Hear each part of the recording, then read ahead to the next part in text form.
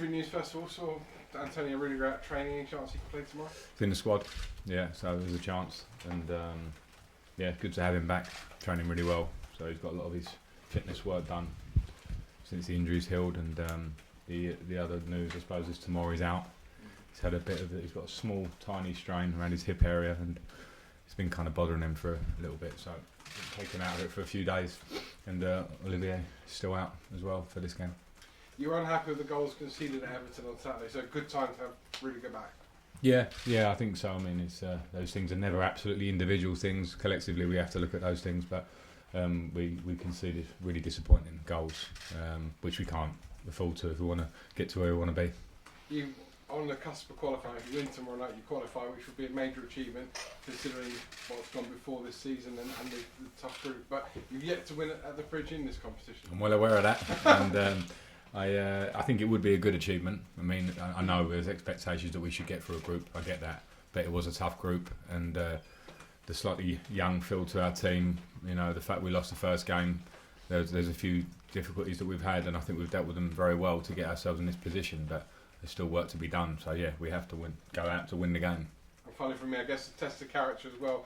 2 defeats in the last three in if you include Man City before that. So a real test for your team. The first time I've had this sort of test this season. Yeah, it is, and it was always going to come. You know, you don't want to lose game or predict losing games, but the way we are, the nature of the Premier League, this was never going to be a plain sailing, invincible season from our point of view. So teams and individuals need these tests. This comes with football, so it's a test for all of us. Thanks. Frank, it happens with lots of players that when they're out for a long time with an injury, the fans build them up, and like when they come back, they're expected to just be incredible and change everything for that position that they're in. And it's happened with Rudiger a bit. You know, a lot of people talk like, "Oh, Rudiger's going to be back, be amazing," but he's played 45 minutes in like a long time. How difficult is it going to be for him to hit the ground running? Well, yeah, potentially difficult, but our guard against that was to give them a lot of work. So we've managed to create some things behind the scenes here in training that look like match play and some pure running as well, to be fair.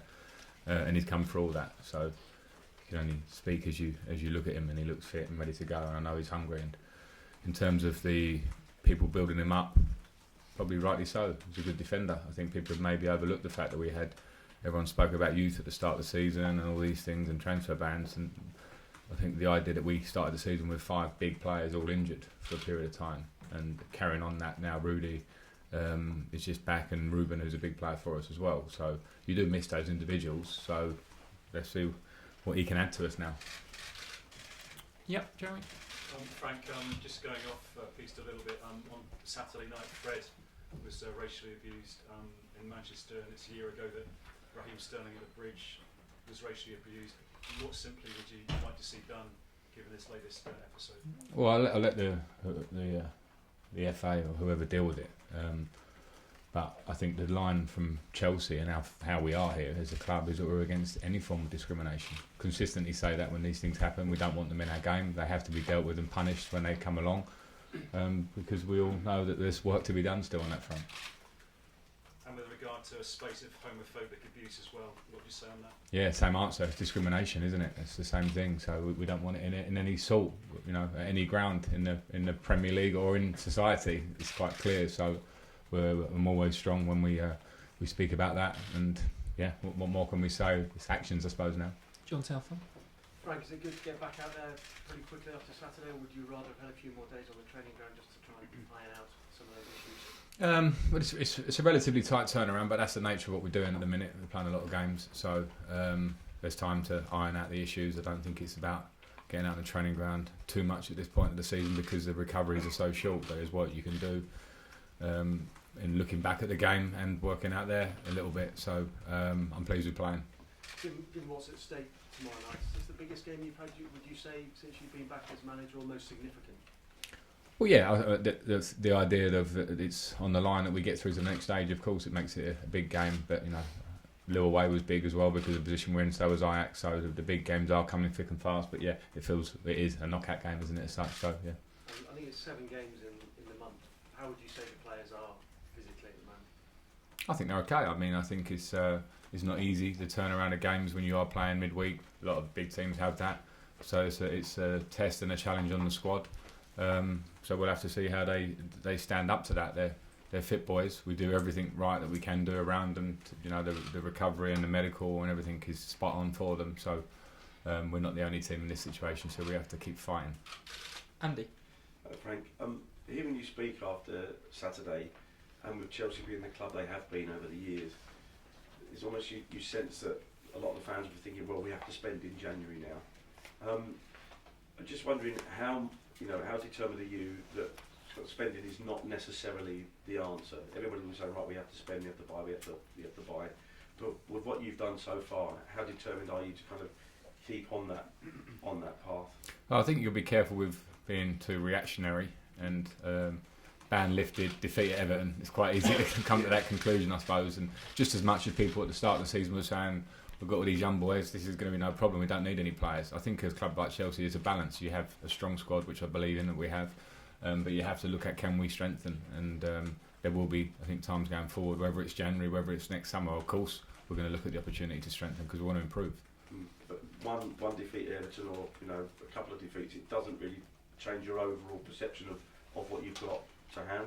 No, it doesn't change it at all. But you do learn as you go along with your players. You learn every day in training. You learn in games, of course. But it certainly hasn't changed my mindset right now. I was the same going into Everton. You haven't changed where you're walking your dog either, if you lost a couple of games. No, I have to change it. I'll go the other way round now. Sammy. Frank, there's obviously a fair amount of pressure going into tomorrow night. You know what you have to do. The victory sends you through. How crucial are these kind of nights on young players, and how did these kind of nights shape how your career turned out? Well, they're crucial for the players because I think you can be defined as an individual and as a group by success and what success looks like. And as we're saying, this means going into the next stage of the Champions League, which is a place we want to be in, and another platform for the players to play. I used to love that. I was fortunate enough to have big nights as a player, and they are the ones that stick in your mind. So it's opportunities now for the team to, particularly the young boys, and it's quite new to them, to make a mark. So I think it's good. I like the pressure of this game being knockout, and we're all talking about it. That's if we're going to do anything good here, we're going to have lots of these nights. Okay, we'll do two more. Jacob. Frank, this season, a lot of the stand-up performances have probably been away from home. It seems like a lot of the time at home, we've heard you come in and say at half-time maybe the passing wasn't quick enough in the first half, and obviously tomorrow night, huge test at home. Why do you think there's maybe been that little issue in those home games? Well, the issue, yeah, I mean, I agree in terms of we would have wanted more in our home games, and I think quite a lot of it as well has been chance conversion. We're not scored away from home. We've gone and racked up some goals and some really good performances. And when you score, early in the game at Burnley, for instance, or Watford, it changes the face of the game. When you're playing relatively well at home, but you don't score for 45 minutes, which has been our problem in a lot of games, you kind of add the pressure on yourselves. So I think some of it has been maybe moving the ball, but I think we've moved the ball pretty well generally, but we need to take our chances, especially ones that come early in the game. If you've got pressure, you need to convert it. Okay, last question, Matt. There's no knee-jerk reactions like you said, but they say that you learn a lot more about your players when results aren't going quite so well.